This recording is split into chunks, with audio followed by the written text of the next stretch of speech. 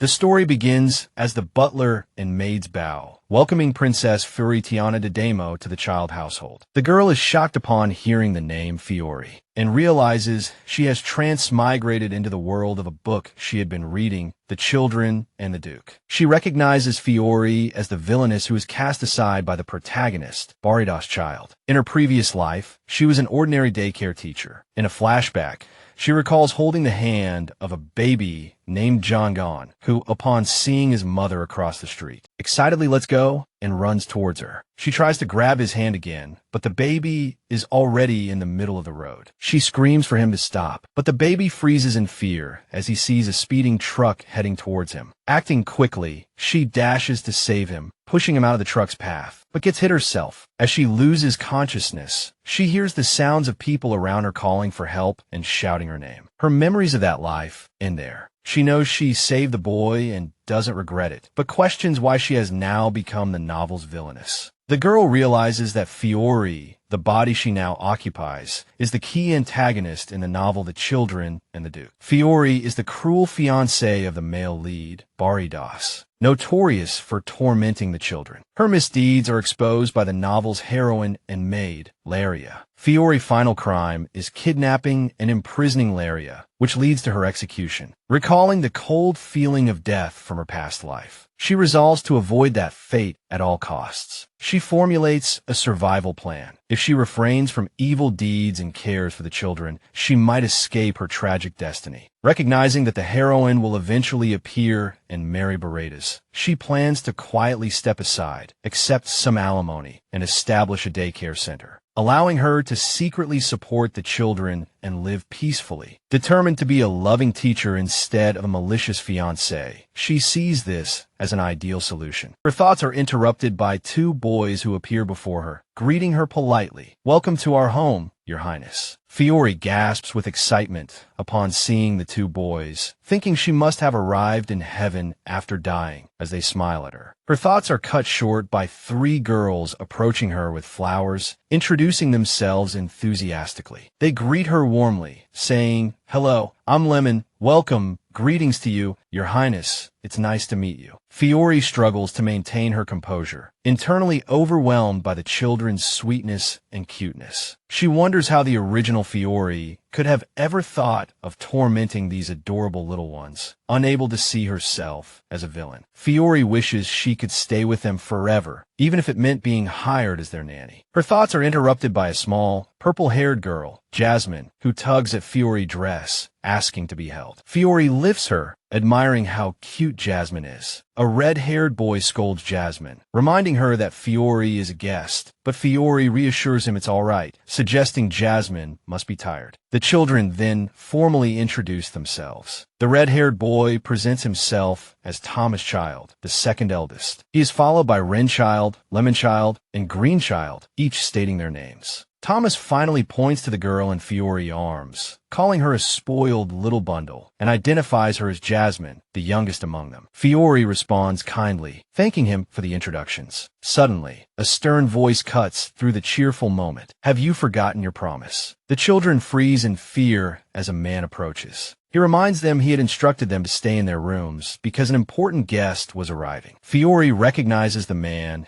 as the story's male lead, Baridas' child, took Fiora's hand, introduced himself, and apologized for being late. Fiora responded formally, introducing herself as Fiora de Demo, and assured him the children weren't troublesome, calling them lovely. Baridas turned to the children, reprimanding them for breaking their promise. Wren nervously explained that since he mentioned he'd be late, they wanted to welcome the princess. Baridas sternly reminded them not to defy him again, which saddened the children. Thomas apologized on everyone's behalf and wished Baridas and Fiora a good time together. Fiora gently stroked Wren's head, telling her to have fun too. Then Baridas asked Fiora, "Shall we?" She agreed, and they went to spend time together. Fiora marveled at the beauty of the place, which resembled a magnificent art gallery. She was equally impressed by the tea and cookies. Baridas noticed her hesitation and asked if everything was to her liking. She quickly reassured him, though inwardly worried about her appearance and expressions. Baridas then mentioned their engagement would take place in about a month, acknowledging it was born of necessity but promising to give his best effort. Fiora smiled and thanked him for his words. Fiora contemplated the single month she had before the engagement, determined to avoid her tragic fate. She resolved to postpone the wedding as much as possible while solidifying her position as the children's caretaker. Baridas told her he thought they should rest for now, and that the head butler would serve as her guide during his absence. He apologized for not being able to attend to her needs personally. Fiora assured him it was fine and thanked him. As he prepared to leave, she called out to him and politely requested permission to spend time with his younger siblings. Baridas replied that the decision rested with the children, but he thanked her for seeking his consent. As their guardian, he curiously asked if she genuinely liked children. Fiora answered enthusiastically, "Like them. I adore them." Satisfied, Baridas bid her farewell, wishing her a relaxing day. After he left, Fiora wondered why he questioned her motives. She speculated he might still perceive her as the villainous Fiora from the original story. Feeling confident and determined, she reassured herself that she was a caring teacher and the children were safe. After Baridas departed, the butler, named Crimson, guided Fiora through the manor and showed her to her room on the second floor. The room was exceedingly luxurious. Every detail, from the doorknob to the decorations, seemed priceless. However, what Fiora loved most was the view from the window, watching the children play outside. Two beautiful maids, Lona and Lena, were assigned to her. Fiora's first request was for pen and paper, so she could jot down everything she remembered from the novel, the children, and the Duke. She knew these details were crucial for her survival. While writing, Fiora tried to organize her thoughts. She was now Tiana de Damon, princess of the Demon Empire. She recalled key figures like Gray, one of the knights, and a secondary male lead named Children, who would betray the Duke later in the story. She reasoned that gaining their support could increase her chances of survival. However, when Fiora tried to recall why Gray betrayed the Duke, she drew a blank. Instead, her mind filled with pleasant memories of charming moments from the novel, such as the children's antics and a delightful picnic with the male lead. She realized with frustration that her survival now heavily depended on her ability to recall details from a story she once enjoyed merely as a casual read. Fiora grew disheartened, reminding herself to focus on being a good caretaker to the children and maintaining a low profile. She hoped this approach would help her remember the important details she had forgotten. Exhausted from the day, she felt overwhelmed by the thought of tomorrow's challenges and found herself missing her mother. Later that evening, a maid informed her that the Duke was expecting her for dinner. However, she could be excused if she wasn't feeling well. Half asleep, she realized her face might still be swollen. Fiora stopped crying, assured the maid she was all right, and requested assistance. With newfound resolve, Fiora determined to be strong and make the most of her second chance at life. She encouraged herself to embrace the role of caring for the Duke's family, viewing it as an opportunity despite the challenges. As she entered the dining hall, the butler formally announced her arrival. Fiora stepped inside, and Baridas invited her to take a seat. She thanked him, but couldn't hide her disappointment upon realizing the children weren't present, as she had hoped to dine with them. The maids began serving the food, and Baridas encouraged her to enjoy the meal. Fiora hesitated slightly, feeling somewhat out of place in the aristocratic setting. To her surprise, however, her body moved with practiced grace, adapting naturally to the etiquette. She noticed her left hand instinctively holding the knife, attributing the habit to the original Fiora body. Baridas asked if she had toured the manor yet, and Fiora explained she hadn't due to travel fatigue. He kindly offered to show her around after the meal, which she reluctantly accepted. Dinner continued in an awkward silence, broken only by the maids announcing the dishes. Despite this, Fiora secretly wished the meal would last forever to avoid being alone with the Duke during the subsequent tour. After dinner, Baridas led her out, taking her hand to guide her. As she thanked him, she suddenly stumbled, panicking as she nearly fell to the ground. Baridas caught her, realizing she had essentially thrown herself into his arms. Fiora became incredibly awkward, feeling shy and flustered. Baridas asked if Fiora was all right after the fall, and she thanked him for saving her. He then led her to a door, behind which lay a rooftop terrace with a stunning night view. Fiora gasped in awe, admiring the beautiful scenery before her. Baridas explained that the garden was vast and easy to get lost in, so she should always be accompanied by a guide if she wished to explore. Fiora noticed the wild forest in the distance and the significant tower within the ducal territory, recalling its important role in the original story. She thought perhaps it could help jog her memory. However, Baridas cautioned her to avoid the tower and the forest, deeming them dangerous. Fiora was surprised by his warning, feeling as though he could read her mind. He assured her that if she truly needed to go to those places, she could take a member of the Night Order with her, for safety. As a chill began to set in, Baridas suggested they leave the rooftop terrace and head back inside. Baridas showed Fiora various parts of the manor, including the reception room, the study, and the greenhouse, where beautiful flowers bloomed under warm lights. As they reached Fiora quarters, two young children, Green and Lemon, ran up to greet her. They bowed and apologized for their earlier mistakes, holding a teddy bear and a large notebook. Baridas appeared stern, asking what they were doing, which made Fiora wonder why he was so cold towards them. However, he reassured the children he wasn't angry and told them not to worry. The children responded cheerfully. Baridas then noticed Run and Thomas hiding behind a pillar and reprimanded them as well. Baridas ordered the children back to their rooms for the night, and the children wished both him and Fiora good night. Fiora smiled warmly at the children, bidding them good night too. Baridas suggested it was time for her to rest as well, and before leaving, he kissed the back of her hand, also wishing her a good night. Later, Fiora bathed in her room, reflecting on the day. After Baridas had kissed her hand, he had returned to his own room, which was right next to hers. Fiora had managed to convince her loyal maids to leave her alone for the time being. She relaxed in the rose-scented bath, enjoying the moment of solitude as her nerves calmed and fragmented memories from the book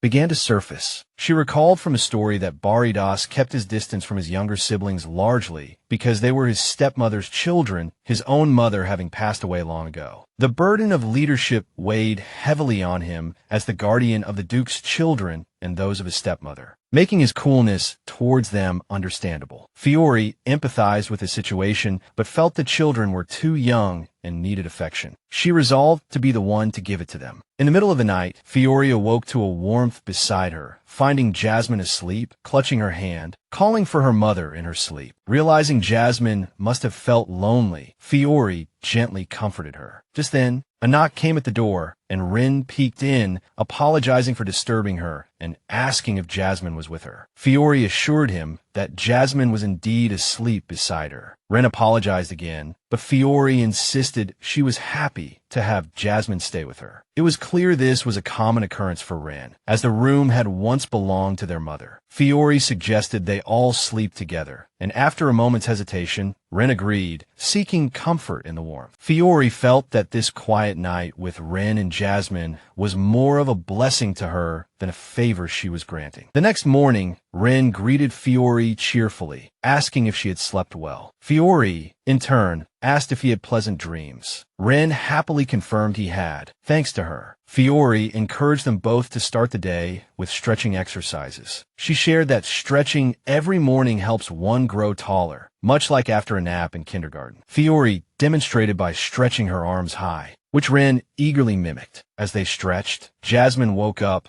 and, seeing Fiora beside her, became upset, mistaking her for her mother. She began to cry, and Fiora, realizing Jasmine was on the verge of a full-blown tantrum, quickly whispered that she was planning a tea party in the garden. The mention of a tea party calmed Jasmine down after breakfast. She stopped crying and became excited, asking to be invited. Fiora agreed, saying they would have breakfast first and then invite Ren as well. Fiora was pleased to see her experience as a kindergarten teacher helped her handle the situation effectively through distraction. Fiora remarked that the weather was perfect for a tea party, enjoying the sunny day. However, Ren tensed and stopped when he saw Baridas, and Fiora noted his indifferent gaze once more. Baridas greeted her, and she responded politely. But Ren and Jasmine, intimidated by Baridas, hid behind Fiora. Baridas then greeted them, surprising the children as it was the first time he had acknowledged them. Jasmine shyly returned the greeting. Fiora found their shyness adorable and wondered why Baridas kept staring at her. He commented that it seemed she had grown closer to the children, which Fiora happily confirmed. Baridas then asked if he could join their walk, and Fiora, thinking how happy Ren and Jasmine would be to have him along, invited him to their tea party instead. He agreed. As they walked, Lemon and Green ran excitedly towards Baridas, calling him brother and asking if they were all going for a walk. Fiora noticed Baridas seemed unfamiliar with the situation, but she encouraged that the tea party would be merrier with more people. Baridas agreed, and the children happily joined them. Baridas then offered his hands to Lemon and Green, asking if they wanted to hold hands, having noticed them staring at Jasmine and Ren. Fiora realized Baridas was more observant than she had thought. Jasmine commented that Lemon and Green probably wanted to hold hands too.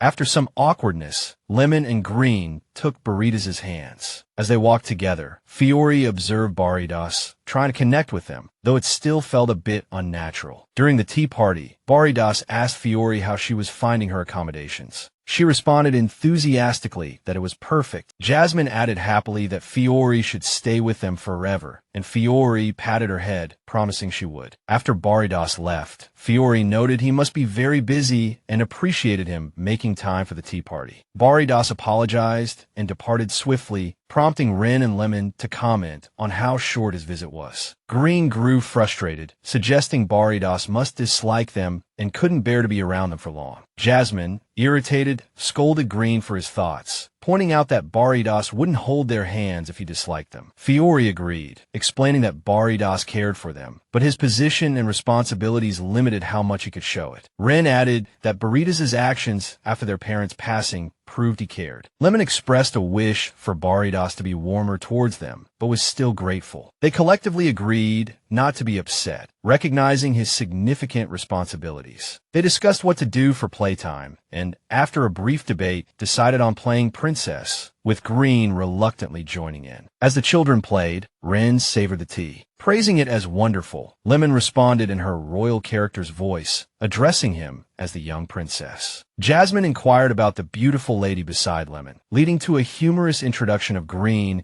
as their beloved canine pet, much to Green's dismay, causing him to quit the game. Fiora chuckled softly at their playful antics. Soon after, Thomas approached Fiora, greeting her formally. Fiora thought to herself how Thomas resembled Ren, both trying hard to act like adults, though they had little choice, making her feel a pang of sympathy for him. Green, tired of the game, walked off, and Lemon followed him. Ren, however, embraced the princess sisterhood and decided to join them. Jasmine proudly announced she would lead the way, leaving Fiora to observe that only two remained. Fiora nervously hesitated, wondering whether to ask the maids for hot tea, but Thomas interrupted her, telling her she didn't need to try so hard to get close to them. He explained that they were unwanted in this house, and once Fiora married his older brother and had her own children, they would be seen as nothing but trouble. He insisted he didn't desire family power, and that there was no need for her to be kind to the children, as they were no different from commoners. Fiora was struck by his words. She stood up and walked towards him. Seeing her raise her hand, Thomas flinched, fearing she would strike him. To his surprise, however, she gently cupped his face. With tears welling in her eyes, she assured him she would never approach him with such intentions. Emotionally, Fiora asked Thomas why he would say such harsh things to belittle himself, assuring him it was all right even if he didn't trust her. Thomas, his own eyes filling with tears, explained that this was how it had always been, how they had been told things were. Fiora, equally emotional, embraced him, reassuring him again that she would never see him negatively. To her, he was simply a child deserving of love and care, not some illegitimate offspring or commoner. Thomas, still despairing, asked who could possibly love them given their circumstances. Fiora gently reminded him of their family, specifically their younger siblings who still cared for them. Thomas conceded that he did care about them. Just then, Jasmine ran in. She shrieked in panic that a witch was chasing her, startling Thomas. Green followed, laughing, chasing Jasmine and taunting that she couldn't escape. In her panic, Jasmine dove into Thomas's arms. crying out for his help. Green continued to mock her, saying it was useless. Jasmine giggled nervously, calling him an ugly wizard and pleading with Thomas again. Seeing Thomas unable to help, Ren and Lemon decided to take matters into their own hands, surrounding Green with mischievous grins, threatening to make him pay for tickling their princess. Green, now scared, protested that being ganged up on was unfair. Thomas, witnessing the playful chaos, suddenly burst into laughter, jokingly asking what rescue these siblings were attempting. The three sisters were initially stunned, but Thomas enthusiastically joined the fun, declaring he wanted to participate in their witch hunt game. The children happily invited him in, and they all began playing together joyfully. Fiora watched them with a smile, feeling content as she saw the children playing wholeheartedly. Thomas, in a more serious tone, admitted that while he couldn't fully trust Fiora yet, he had decided to give it a try because his siblings believed in her. Fiora replied with a warm smile that it was enough, and that it marked the beginning of a beautiful friendship between them. 3 weeks passed, and Fiora reflected on her growing connection with Thomas. Although they hadn't had many long conversations, he seemed to be gradually warming up to her, and she had also become quite close with the other children. They often took walks together or spent time chatting. Meanwhile, the knights had returned from the capital, belonging to the Childer family's knight order, named Ignite. Like other noble families, Ignite had 2 branches: the Blades, who were granted the family surname and serve as official knights, and the Guardians, responsible for providing service and personal protection to the Childer family. Fiora Guardian was one of them, but what troubled her was that the person who ultimately killed her in the book came from the Guardian branch. The problem was she couldn't recall what the Guardian looked like, and she hoped seeing everyone at a formal occasion might jog her memory. Fiora mused that her actions weren't just for self-preservation, but also for the benefit of children. He likely faced difficulties due to his background and less prominent family, but once assigned to her, his status would change, and people would see him differently. Children was a rare generational warrior capable of infusing mana into his sword, a power possessed by only a few. Fiora believed this power awakened when she attempted to take the heroine's life, and if she was lucky, she might be able to draw it out during his time as her guardian. To achieve this, she needed to meet Gray, who managed the Knights, to find out what Fiora had done to threaten children and control him. Confident in her plan, she rang the bell for her maid. Fiora rang for her maid, Lona, and requested to see Crimson. She asked him to arrange a visit to the Guardians. Later, Fiora and her butler, Crimson, arrive at the Knight Training Center, the second largest complex after the Imperial Palace. Ren appeared unexpectedly, asking if she could accompany Fiora, explaining she had heard Fiora was visiting the training center. Fiora teased Ren, suggesting she wanted to watch Thomas train, but Ren shyly denied it, revealing she was simply interested in swordsmanship. Fiora found her adorable, noting that although Ren was a talented musician, she was full of curiosity for her age, eager to try learning new things. Inside the training center, Fiora was impressed by the real weapons used in training, excited to witness firsthand things she had only read about in books. Thomas greeted Fiora and Ren, seeming eager to show them around. However, when Thomas specifically mentioned showing Ren around, a nearby guard made a comment, prompting Thomas to clarify he was showing them both since Fiora and Ren were together. Fiora feigned tiredness, suggesting she stay behind to rest while the two went ahead. Inwardly, however, Fiora admitted she desperately wanted to follow Thomas and stay with him, finding his shy yet earnest demeanor incredibly endearing. Thomas agreed to Ren's request to go ahead, and Ren assured Fiora she would be back soon. Though tempted to follow Thomas, Fiora decided to focus on an important task. She told Thomas and Ren to have fun, asking Crimson to accompany them. After they left, Fiora remained behind, bracing herself for what was to come. A figure approached her, introducing himself as Grey Runner, the captain of the Ignite Knight Order. Sensing a potential disruption to her plans, Fiora inwardly vowed to alter the course of events, determined to seize control of her own future. She focused on becoming the best protector and caregiver for the children, ensuring her storyline would unfold in unexpected ways. Gray informed Fiora that the candidates for the Guardian position had completed their training and were ready, and they would hold a competition to decide who would serve her. However, he mentioned that an urgent matter had arisen, and he would have to escort her later. Fiora inquired about the emergency, and Gray revealed that his mother was battling a serious illness. Fiora recalled how, in the past, she had manipulated Gray, exploiting his mother's condition for her own gain. She had promised a cure, despite having neither a real answer nor any understanding of his mother's ailment. Consequently, his mother passed away after her condition worsened. This time, Fiora was determined to find a genuine cure for her. Fiora asked about Gray's mother's health, specifically her symptoms and dietary preferences. Gray mentioned she often felt dizzy after meals and had developed an unusual craving for sweets, though she appeared otherwise unchanged. Confident in her assessment, Fiora deduced that his mother likely suffered from increased thirst and significant weight loss. Gray was astonished by her precise diagnosis, questioning if she possessed extraordinary abilities, as even experienced doctors couldn't pinpoint the cause of his mother's illness. Fiora inferred that Gray's mother might have diabetes, noting the book's author incorporated real-world diseases.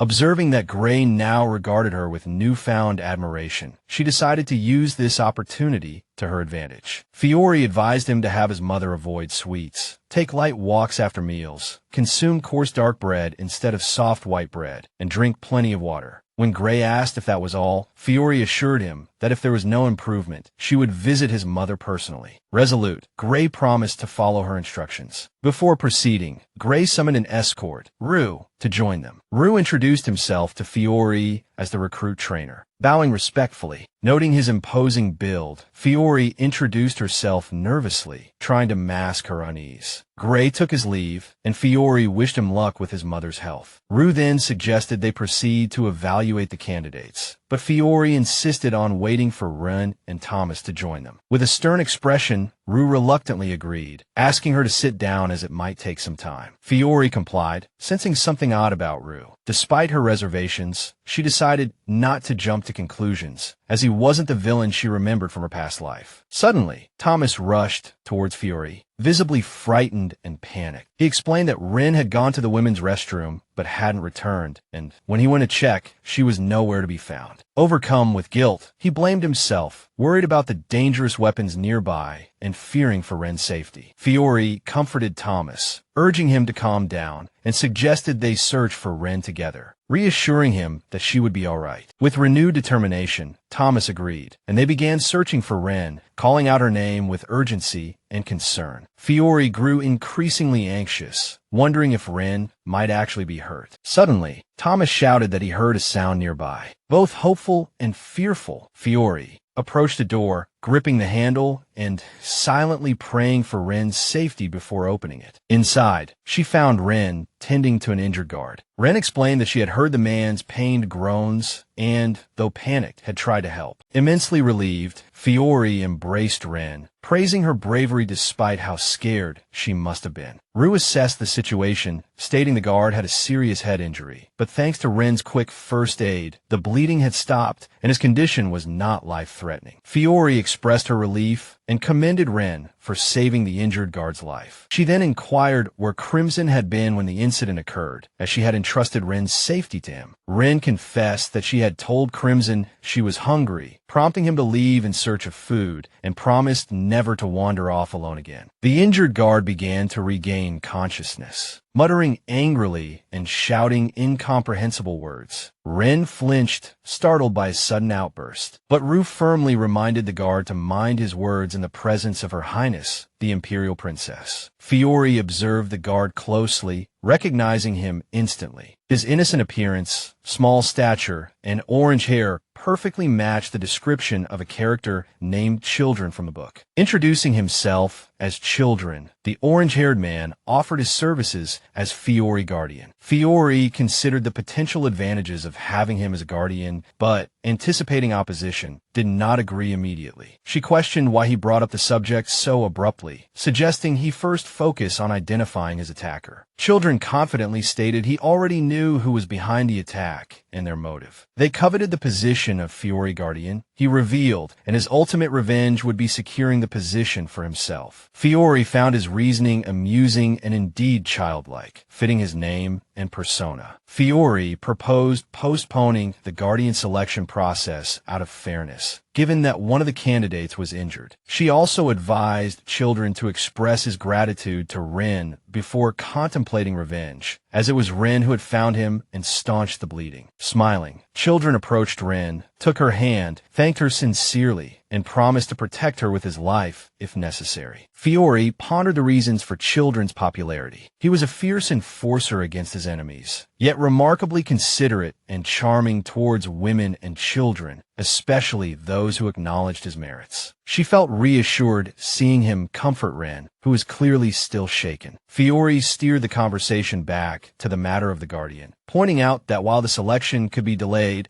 there was a larger concern. What if those who had previously tried to sabotage the process returned to cause more trouble? She urged children to remember who they were so the situation could be dealt with promptly. Children began listing the names involved, but was abruptly cut off by Rue, who insisted it was an internal matter they would handle. Fiora noted Rue's sudden intervention and observed that children seemed to have anticipated this reaction. It dawned on her that children had likely been a target for many within the Night Order for a long time, forced to face these challenges alone, with no one to trust or rely on. Fiora assured Rue that she would handle the matter personally and urged children to continue naming those who had wronged him, extending her hand in a gesture of support. Meanwhile, in his office, Edis wondered if Crimson was sufficient protection for Fiora, and whether he should assist in finding her a suitable guardian. He pondered if it was too late to intervene. Just then, Crimson knocked on the door, announcing his arrival. Upon entering, he informed Baridas that the guardian had not yet been chosen, and that the maids were preparing snacks and refreshments for Fiora, though they were running a bit late. Baridas considered intervening in Fiora's situation, thinking it might be an opportune moment to get involved in the selection process, but decided to proceed discreetly, without alerting the Night Order. Meanwhile, Fiora pressed children to name those who had caused him trouble. He mentioned 3 individuals: Cheryl, Elim, L, I7, and Alarion Breeder. Rue attempted to intervene again, but Fiora firmly stated that those responsible should be expelled from the Night Order. Rue, shocked by her response, argued the punishment was too severe, but Fiora insisted that knights who bullied others and looked down on them were unfit for their positions. Growing increasingly irritated, Rue retorted that Fiora had no right to judge them. She was merely a stranger from another land, and not yet married to the Duke. Fiora was momentarily taken aback by Rue's aggressive response, but before the situation could escalate further, Thomas intervened, stepping forward to shield Fiora and confront Rue. Ren also mustered her courage, joining Thomas to demand an apology from Rue for his rudeness. Unable to contain his fury, Rue raised his hand as if to strike Ren, causing her to flinch and shut her eyes tightly. Worried for Ren, Fiora cried out her name, but before anything could happen, Baridas arrived just in time. He swiftly seized Rue from behind by the neck, gripping him sternly. In a commanding tone, Baridas questioned Rue, demanding what he thought he was doing on the sacred grounds of the Crescent Order. He then released Rue, reminding him that the knights under his command do not fight for power or elitism, but for the peace and prosperity of the kingdom and its people. Fiora recognized the words Baridas spoke, recalling them as a key line from the book, and anticipated what he would say next. Baridas pointed out Rue's ignorance, highlighting that even Fiora, whom Rue had disrespected, clearly remembered the wise words of Eridon Fonjariden. He expressed his embarrassment that Rue, a knight under his own command, had failed to take these words to heart. Filled with anxiety, Rue immediately offered repeated apologies. However, children stepped forward and delivered a sharp kick to Rue, reminding him that a sincere apology should also be directed towards the others present. Realizing the gravity of the situation, Rue bowed deeply, apologizing not only to Fiora, the lord and lady, but also to children. Visibly frustrated, children reprimanded Rue for turning a blind eye to bullying and disrespect, telling Fiora, the lord and lady, that such behavior was unacceptable. He questioned what punishment would be fitting for Rue's actions. Fiora, impressed by children's outburst, remarked that he was finally venting the frustrations he had been suppressing pressing. Unfazed by the confrontation, Baridas turned the question back to children, asking if he had any suggestions for an appropriate punishment. He offered a simple solution, should children wish to take it. Flustered by the tense atmosphere in children's presence, Fiora urged everyone to calm down, but ultimately relented, requesting advice on the matter. Having reached a decision, Fiora announced that Rue's actions were unacceptable. She emphasized Rue's tendency to judge people by their status and his attempt to harm a child, which, in her view, was a complete betrayal of knightly principles. She decided that a fitting punishment would be for Rue to spend time with the very animals he deemed lowly, pigs. Fiora ordered that Rue must live among them on all fours for 30 days as a form of penance. Baridas confirmed the decision, instructing his knights to take Rue away. Rue desperately pleaded for mercy, but his fate was sealed. Feeling guilty for allowing Ren to be endangered, Baridas apologized to her, admitting his failure to recognize the danger sooner. He acknowledged it was his fault, but assured her he would protect them. Ren smiled reassuringly, telling him it wasn't his fault,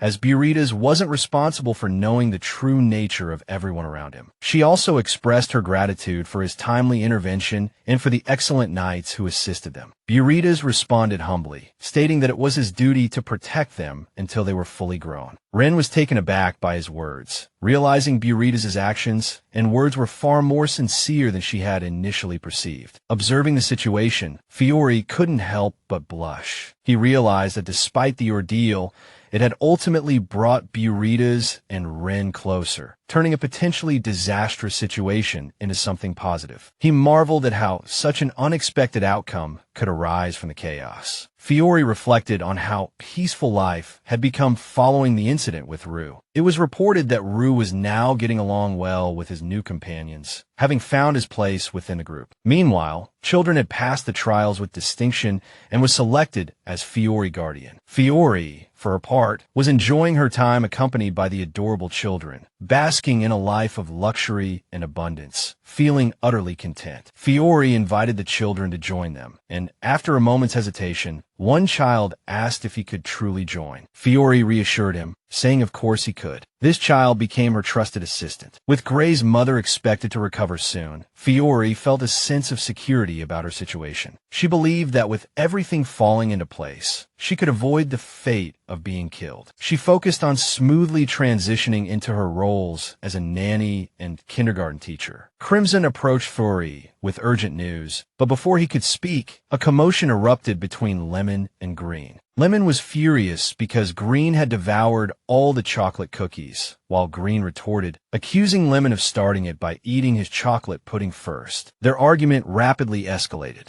Thomas intervened, demanding Lemon apologize, while Ren subtly hinted it was Green's fault, though Ren refused to take sides. Fiora watched the unfolding drama with a flicker of nervousness, but quickly reassured herself that such behavior was normal for children. She realized these squabbles and boisterous moments were simply part of growing up, and she had initially overreacted. Despite the chaotic scene, she remained composed, understanding it was just a natural part of their development. Determined to refocus the children's attention, Fiora introduced a creative game she had devised, inspired by the behavior of hermit crabs. She enthusiastically announced the start of the game. Calling out to the children, she explained that the game was both fun and would help them concentrate. Initially hesitant, all the children soon followed her lead, bowing with their hands clasped over their heads and repeating the word "fumph." Ren encouraged everyone to join in, but Thomas was initially bewildered, unsure of what was happening. Another child pointed out that he was the only one not participating. Feeling slightly shy and awkward, Thomas joined in, bowing and uttering "fumph." Impressed by their participation, Fiora remarked that Thomas looked adorable and praised all the children for their efforts. She explained the rules. Whenever she said, "Let's be hermit crabs," the children had to shout "fumph" and remain focused. When she declared, "Hermit crabs out," they could return to normal. The children agreed enthusiastically, ready to play and concentrate. After playing the hermit crab game with the children, Fiora told them, "Hermit crabs out." Just then, Crimson approached. Clapping his hands together, Crimson mentioned that his Grace the Duke was hosting a banquet this weekend. Fiora was taken aback by the timing and grew anxious, realizing this could be a significant event where she might be formally introduced as the Duke's fiancé.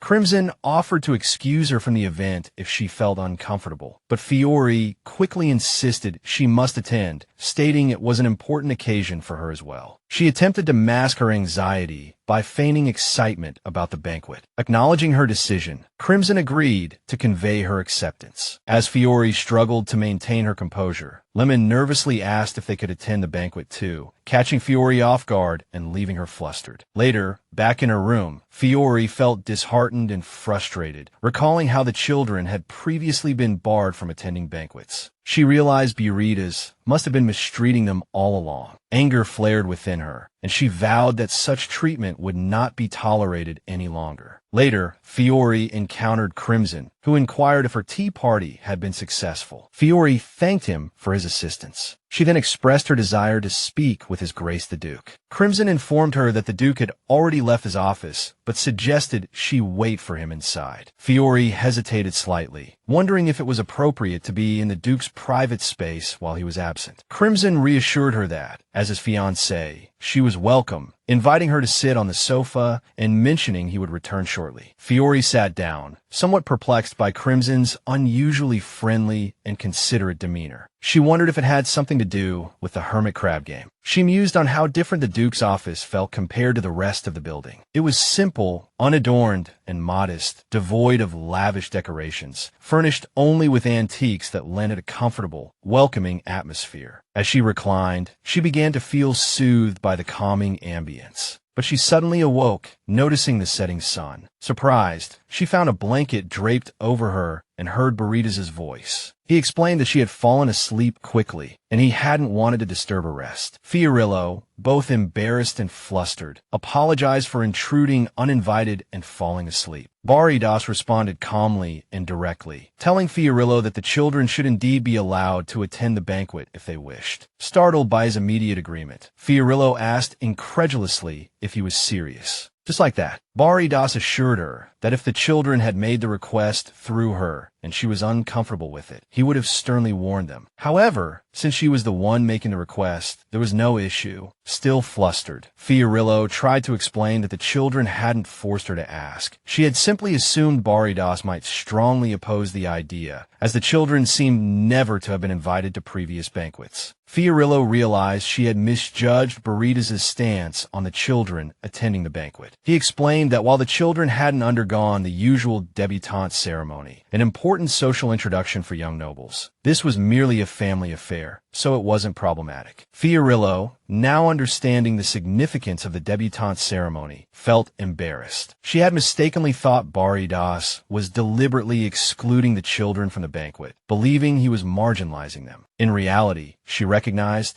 the children were simply too young to have gone through these formal procedures, and Baridas's position was far more reasonable than she had initially assumed. She mentally apologized to Baridas, acknowledging that he was indeed a good guardian who genuinely cared for the children's best interests. Baridas agreed to inform the organizers that the children would be attending the banquet. Fiorillo expressed her gratitude, thanked him for his time, and said she would be leaving. After she left, Baridas reflected on her behavior, finding it incomprehensible. He then spoke with Crimson, asking for his opinion of Fiorillo. Crimson replied that while he wasn't qualified to comment, he had noticed Fiorillo was surprisingly kind to the children and seemed genuinely concerned for them. Baridas acknowledged this and dismissed Crimson. Musing to himself, he questioned how this side of Fiorillo fit with her reputation. Baridas thought of Crown Princess Fiorillo Tien de Damon, whose reputation was one of cold beauty and exceptional intelligence, earning her the nickname Flower of Thorns. He was puzzled by her unexpected actions, like falling asleep on an uncomfortable sofa, completely unguarded and oblivious to her surroundings. It seemed contradictory to the formidable image she projected. Yet, he considered the loyalty and admiration shown towards her by Green and Lemon, recognizing that these two, known for their high standards, would not offer their trust lightly. Baridas recalled how many veterans had failed in the past and wondered if Fiorillo's behavior was a calculated act. or if the rumors about her were simply distorted. While shopping, Fiorillo hesitated, looking at an ornate dress, and asked if this was the last one to try on. The seamstress confirmed, describing it as made from the finest, rarest fabric of the Pretend Kingdom, adorned with jewels crafted by the most prestigious designer and sewn by herself, Madame Riss. Fiorillo marveled at the extravagance, realizing the Duke's immense wealth. The maid, Iona, informed her that all the dresses presented had already been purchased. Fiorillo merely needed to decide which one she preferred. Reflecting on the options, she dismissed the first for its overly tight corset and the second for being too frilly and heavy. Ultimately, she chose the last one she had tried on. Madame Riss enthusiastically praised her choice. Fiorillo expressed more interest in deciding on the children's attire, admitting she found their clothes more engaging than her own. Iona hesitantly informed her that the attire for the lords and ladies was being handled by a different designer. A curious Fiorillo asked why the clothes hadn't arrived yet, but Iona explained that they weren't privy to such details. Madame Riss interjected, revealing that a nearby boutique was responsible for the children's outfits. Fiorillo requested that Madame Riss take her there, instructing Iona to prepare the carriage and Lena to fetch the children. She decided to accompany Madame Riss, determined to investigate the reason for the delay and ascertain the truth. Subsequently, Madame Riss guided her towards the boutique. Following Madame Riss, Fiorillo arrived at an unassuming boutique, noting the shop's simplicity and the relatively plain clothes on display, a stark contrast to the luxurious garments she had seen earlier. Upon entering, the startled shopkeeper hesitated before greeting Fiorillo, inquiring about the reason for her visit. Fiorillo explained her concern regarding the delay in the children's clothes, especially with the banquet merely a day away, and asked if there was a problem. The shopkeeper assured her there was no issue, stating the clothes were currently being packed and prepared for delivery the following morning. Intrigued, Fiorillo pointed towards some garments by the wall, asking if those were intended for the children. The shopkeeper confirmed they were. Fiorillo was taken aback by the plainness of the garments, inwardly questioning if they were worthy of her beautiful children, feeling the clothes lacked the quality or flair she had anticipated. Seeking confirmation, she turned to Madame Riss, soliciting her expert opinion on the attire. Madame Riss agreed to examine them closely. Madame Riss meticulously inspected the clothes, confirming Fiorillo's suspicions. She pointed out the uninspired designs, the inferior quality of the fabric, and the counterfeit jewels used. Riss warned that should anyone scrutinize the outfits at the banquet, the young lords and ladies could become objects of ridicule. Incensed by this discovery, Fiorillo demanded an explanation from the shopkeeper. She accused the shopkeeper of misappropriating the funds allocated for this task. The terrified shopkeeper trembled, denying any wrongdoing and pleading for forgiveness. She explained that the funds provided had been insufficient, compelling her to cut corners. She added that an experienced official from the Duke's household had assured her that using cheaper materials and jewels would pose no problem. The shopkeeper conceded that had the instructions originated from a younger or less experienced maid, she would have questioned it and sought clarification from the Duke's officials. Fiorillo grew increasingly suspicious, wondering whether the Duke himself was aware of the situation or if this decision had been made solely by that maid. She questioned if this was a deliberate act, perhaps stemming from the maid's perception of the children as abandoned, illegitimate offspring. Her train of thought was interrupted by the approaching children, calling out her name. Fiorillo acknowledged the children's advice had been sound, conceding that their focus on securing appropriate attire for the banquet was correct. She thanked them for their perspective and requested Madame Riss's assistance. Fiorillo handed her a bag of money, firmly requesting that the existing garments be transformed to match the quality of her own gown. Upon seeing the substantial sum of money, Madame Riss readily agreed, assuring Fiorillo she would spare no effort and deliver the modified garments on time. Relieved, Fiorillo expressed her trust in Riss, who promised to report back to her the following day. The still nervous shopkeeper thanked Fiorillo for her visit. Fiorillo breathed an inward sigh of relief, knowing the immediate problem was resolved, yet she remained wary of a potential underlying conspiracy. Determined to investigate further, she resolved to address any hidden threats. Turning to the children, she explained her hesitation to confront the Duke directly regarding the matter, and asked them to subtly share some details with Crimson. The children agreed, Just as they were preparing to leave, Fiorillo's attention was drawn upwards, her curiosity piqued by something unexpected. The children asked Fiorillo if she wanted something to eat, suggesting they have the carriage wait for a while. Agreeing, she enthusiastically expressed her fondness for the place, explaining to herself that it strongly resembled a favorite restaurant from her original world. She led the children inside, admiring the ambience as a man greeted them, welcoming them to the Licholai restaurant, and guiding them further in. Fiorillo mused internally about her deep love for the food of her world, anticipating that the cuisine here might be even more delicious, given the author's detailed descriptions. Suddenly, a familiar voice called out from behind her, addressing her as Your Highness. Fiorillo froze, tense and startled, scarcely believing her ears. She instantly recognized the voice as Baridas's. He had appeared behind her and was now remarking on whether it wasn't a bit early for dinner. Feeling flustered and internally panicking, Fiorillo realized it truly was him. She offered a nervous laugh, explaining she had merely been passing by and felt like grabbing a bite. Politely, she inquired about the reason for Baridas's visit. He stated that the restaurant was one of his preferred spots, ideal for conversations with close companions. Fiorillo nodded in understanding, mentally chiding herself for not realizing sooner that, according to the story's logic, such a significant location would naturally be frequented by the main character. She found the timing awkward but managed to conceal her discomfort. Baridas mentioned he was feeling hungry and invited her to dine with him. Though she hesitated inwardly, feeling the situation was less than ideal, she accepted with a smile, knowing that refusal would seem impolite. During their meal, Baridas observed that she seemed somewhat reserved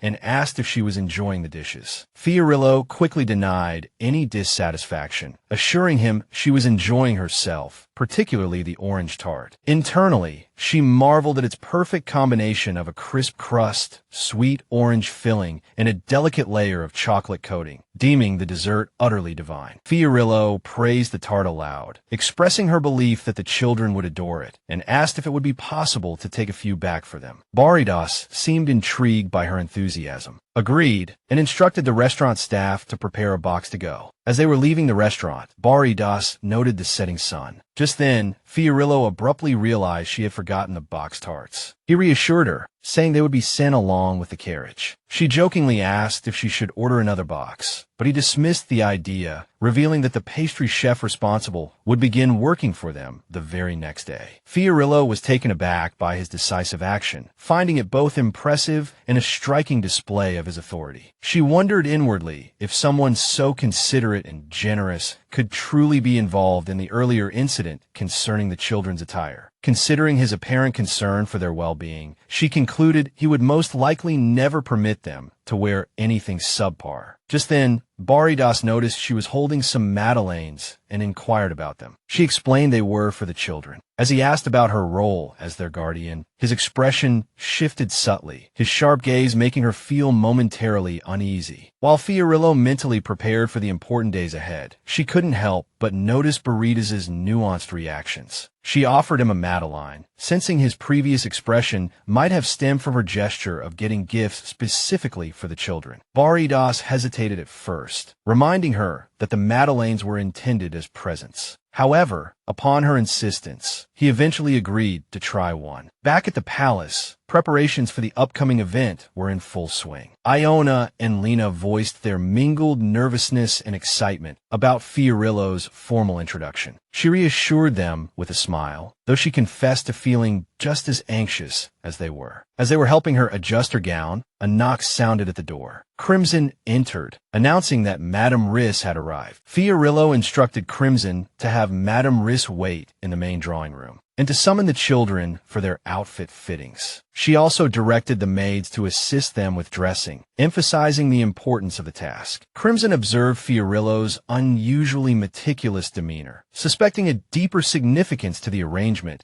and recalling the children's earlier comments about issues with their clothing. Crimson resolved to report Fiora's plans to Baridas, suspecting it might involve a more significant issue requiring his intervention. The children sat before Madame Riss, who had their garments ready. Rin whispered to Thomas, asking if he'd heard anything about Madame Riss, as she usually only attended to Bertha. He was curious about what lay beneath the covers. Thomas replied that he didn't know, but perhaps it was due to the special occasion, or maybe Fiora had arranged something. Just as they were discussing, Fiora arrived and greeted the children. She asked Lemon if he had slept well, still brimming with excitement. Lemon eagerly inquired if the garments were for them. Fiora confirmed they were for the banquet and told the children to sit, assuring them Madame Riss would explain further. Madame Riss then unveiled the beautifully designed attire. She began her explanation, stating that the garments were specially prepared for Thomas, Rin, Lemon, Green, and Jasmine at Her Highness's request for a more elegant appearance. Madame Riss had incorporated all the details Fiora desired. The interiors of the garments and the decorations on the jackets were upgraded using finer materials. For the dresses, the designs were reworked to reflect each young lady's personality, featuring the most exquisite lace and layered frills, handcrafted by the best local artisans she knew. Panting slightly and perspiring, Madame Riss asked if the children were pleased with the garments. She hoped they liked them. The children, seeing the beautiful clothes, grew incredibly excited, whispering amongst themselves. Rin realized with awe that the outfits were truly for them. Thomas recognized that these must be the alterations Fiora had requested. Lemon, deeply moved, declared the garments too beautiful, feeling as though it were a dream. Green, too, marveled at the sight before her. Fiora asked the children for their thoughts, explaining she had made additional requests to improve the attire because the originals were too plain. She then inquired who had placed the initial order. A maid hesitated nervously, but Kate, the head maid, stepped forward, admitting she was responsible for the original order. Kate apologized for her shortcomings, acknowledging she couldn't compare to Fiora's capabilities. Fiora responded sternly, telling Kate not to make such mistakes again and offering her assistance should similar challenges arise. Kate expressed her gratitude, promising to do her best on her own, though she conceded Fiora's guidance would be invaluable if needed. Fiora maintained her stern tone, affirming they would manage things properly regardless of difficulties, while Kate acknowledged the situation and pledged to follow Fiora's direction. Just then, Baridas and Crimson arrived, entering the room. Jasmine, thrilled to see Baridas, called out to him. This prompted all the children to rush towards him. Green eagerly mentioned how Fiora had gifted them beautiful banquet attire, while Lemon expressed how stunning they were. Baridas noted the excitement, but seemed somewhat distant. Fiora observed his reaction, wondering if he was displeased by her expanding influence through intervening in various household matters. She felt she might have overstepped and considered it necessary to apologize if that were the case. However, Baridas spoke, apologizing for any inconvenience Kate might have caused. He expressed disappointment that despite Kate's long service, she still required Fiora's guidance. Kate was taken aback by his words. Baridas then instructed the children to prepare for the banquet, telling them to start getting ready upstairs while their clothes would be sent up shortly. Fiora acknowledged the command, excused herself, and led the children away. They followed excitedly, anticipating what was next, calling out a cheerful "see you later, brother" as they left. After Fiora and the children departed, Baridas confronted Kate with a stern and furious demeanor, demanding to know who was behind this. He angrily questioned why his siblings' rooms were poorly furnished and why such shabby conditions existed. Especially after the items purchased in their names were discovered, he threw the documents into the air in frustration, demanding answers. Kate nervously tried to deny any involvement, blaming other maids and promising to punish them for their mistakes. However, a trembling maid revealed the truth, crying out that it was actually Kate who had ordered the items and threatened her job if she told Crimson or Baridas. In disbelief, Baridas pressed again, highlighting the title of Madam that Kate claimed to possess. Placing a hand on her shoulder, he accused her of usurping the title of head maid, which didn't even exist in the household, and stealing funds meant for the children. He also criticized her for commissioning substandard clothing for the banquet, bringing shame upon the family's reputation. Baridas tightened his grip on Kate's shoulder, causing her to gasp in pain. Kate desperately defended herself, shouting at him, claiming that the children, whom she referred to as half-breeds, were not true members of the family and that she refused to accept them. Baridas responded coldly, questioning when her approval had ever been required and stressing that no excuse could change the fact that she had attempted to steal from the family. Realizing the gravity of the situation, Kate tried to justify herself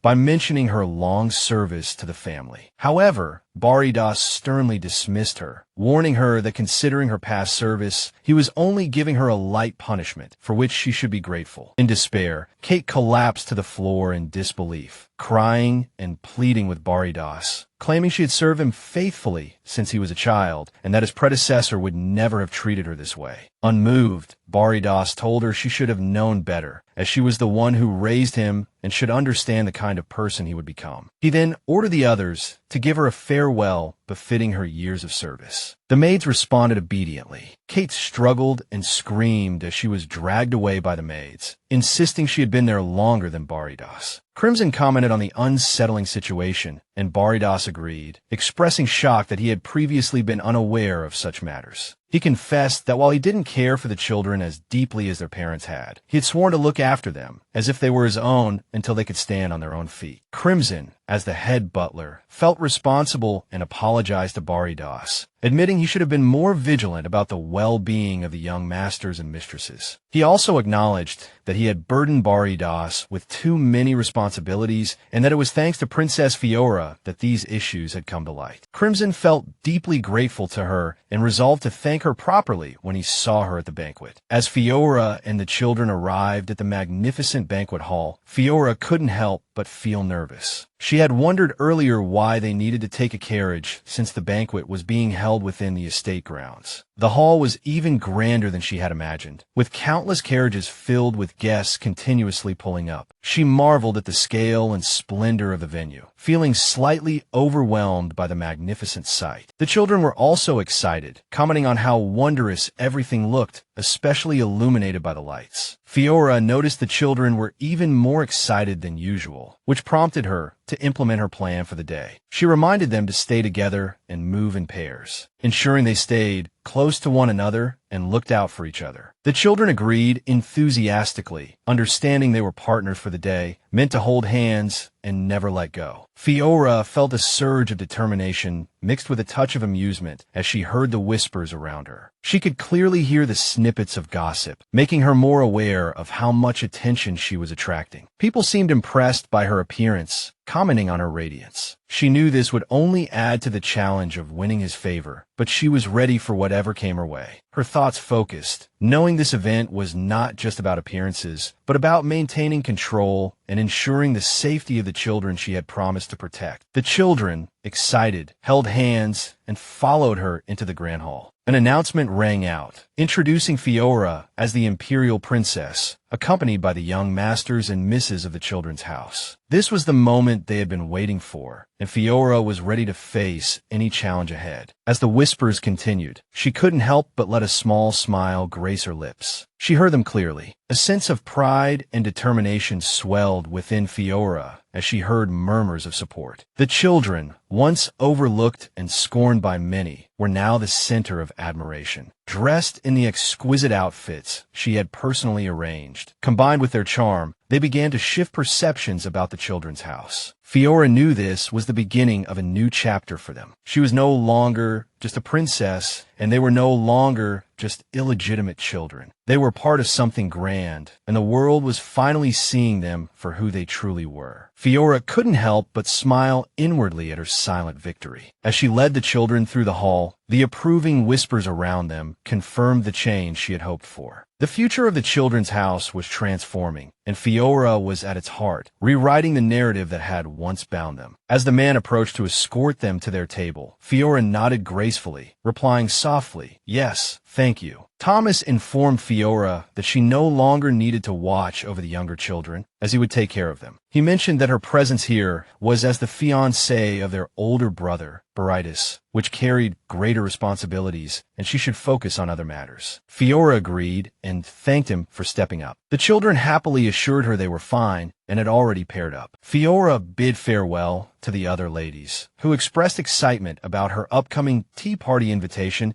and looked forward to speaking with her more. As Fiora moved on, a a sudden cramp seized her neck, feeling tense. She noticed a lady approaching, ready to greet her, and she grew anxious. She hesitated, wondering whether to forego the pleasantries due to her discomfort or push through the polite exchange. Ultimately deciding that, as an educator, she must conduct herself properly despite the unease. A lady excitedly told Fiora she had been looking forward to meeting her. Fiora forced a smile, thanking her for attending, simultaneously trying to alleviate the neck pain by tilting her head slightly. As she struggled, she suddenly felt a wave of relief, realizing it felt like receiving proper treatment. Baridas stepped forward, placing a comforting hand on Fiora's neck. He apologized for the interruption, but explained he needed to introduce her around. As he pressed down on her shoulder, Fiora felt more relaxed, suspecting magic might be aiding her. The lady, realizing she was interrupting, apologized and excused herself. Baridas thanked her for her understanding, and Fiora expressed her gratitude, calling him her savior. He humbly replied that it was nothing compared to what she had done. Fiora playfully told Baridas that she owed him one for the beautiful dress, suggesting they were even, but he questioned this notion, insisting he still owed her and would repay his debt in full. As they approached the stairs, Baridas reminded Fiora to watch her step, and she thanked him. Facing the banquet guests, Baridas formally introduced Fiora as his fiancé and guided her forward to stand beside him. Fiora nervously greeted the crowd, feeling slightly overwhelmed by all the eyes on her. Baridas reassured her, and for a brief moment, as the introduction concluded, she found a sliver of comfort in the spotlight. Fiora mentioned returning to the children, but Baridas took her hand, surprising her. Both shocked and confused, she questioned the gesture inwardly. Baridas explained that the banquet was intended to welcome her into the family, drawing her closer as he requested the honor of the first dance. Fiora felt a flutter of nerves. She realized Baridas had captured the exact moment of her hesitation before she could retreat, noting his quick reflexes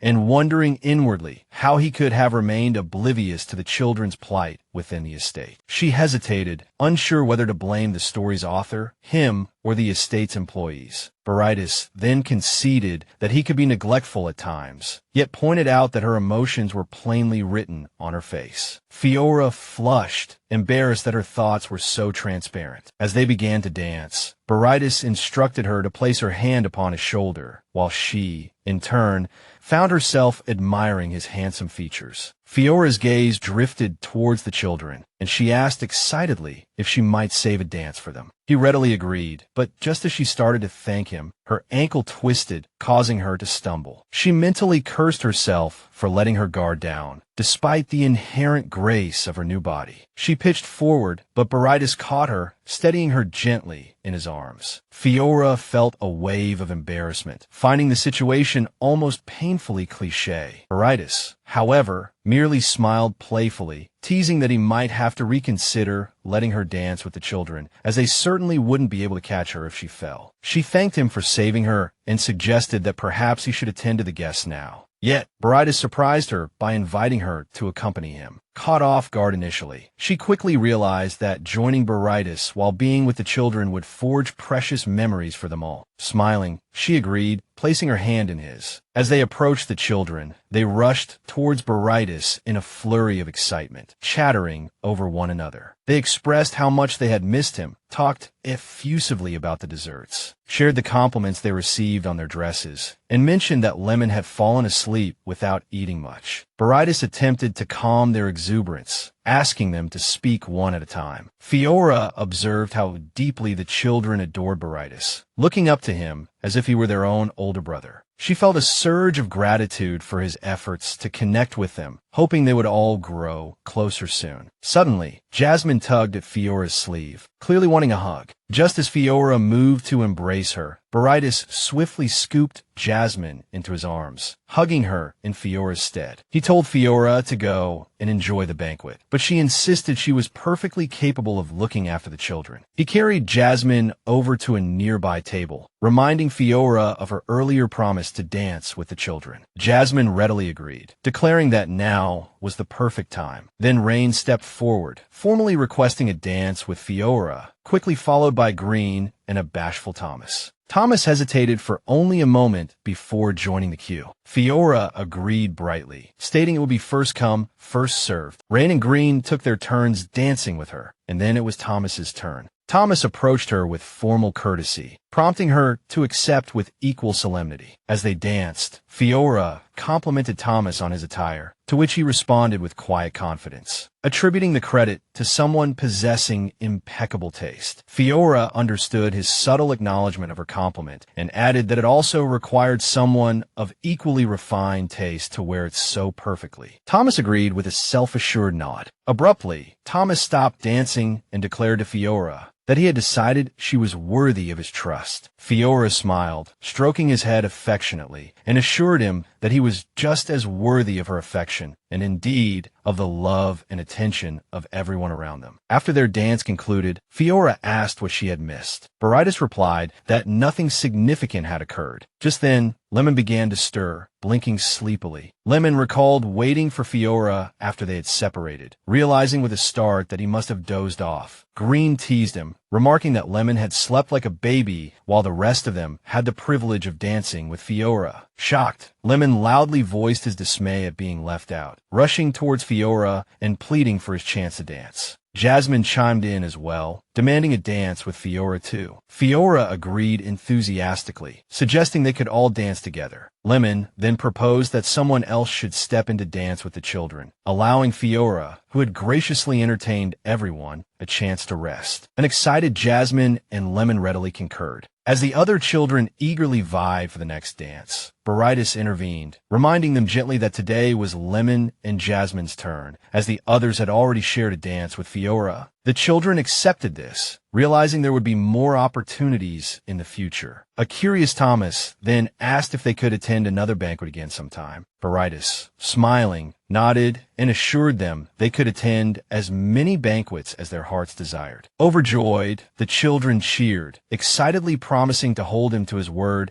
and eagerly anticipating the next event. At the end of the long, fulfilling, yet demanding day, Fiora collapsed on her bed, exhausted but reflective. She sighed, recalling how she had remained vigilant throughout the day, and how unexpected moments had unfolded, like Jasmine falling asleep in her arms during their dance. Her thoughts drifted to Baridas thanking her earlier that evening and patting her head, a gesture she hadn't experienced in a long time. It felt strange, almost ticklish, but not unpleasant. Then her mind settled on the children's words on the way home, how they considered her part of the family once she married Baridas. Ren's longing for a real family tugged at her heartstrings. Yet, Fiora couldn't shake the thought that their marriage was doomed. In the book, Baridas had cast her out of his life after discovering her cruelty towards the children. Their marriage was nothing more than an arrangement between two families, devoid of love or genuine connection. But then Fiora's resolve hardened. She realized that falling out of love, or never having been in love, wasn't reason enough to end the marriage, especially not when the children's well-being and her own dignity were at stake. Baridas and the story's heroine might have their fated romance, but Fiora knew she couldn't let this marriage fail. Following the welcome banquet for Fiora, Baridas had worked diligently to reassign servants to fill vacant positions, though some gaps remained. Children, who had previously served as Fiora's guardian, was now reassigned to look after Ren and Jasmine. While playing hide-and-seek with the children, the sisters stumbled upon two small, injured puppies whimpering in distress. Jasmine noticed the puppies and tried to approach, but Ren warned her back, sensing potential danger. Ren called out for children, but received no response, heightening her anxiety. Determined to save the puppies, she scooped them up and, despite the risks, started towards the palace. Unexpectedly, one of the puppies awoke and bit her hand, drawing blood. She winced in pain. Jasmine, seeing Ren's bleeding hand, grew tearful, voicing her fear. Ren reassured her, urging Jasmine to stay close as she prepared to run. As she ran, Ren grew increasingly nervous, worried about the weaker puppy's condition, hoping desperately to save it. Suddenly, Jasmine tripped and fell, crying out as pain shot through her hands and knees.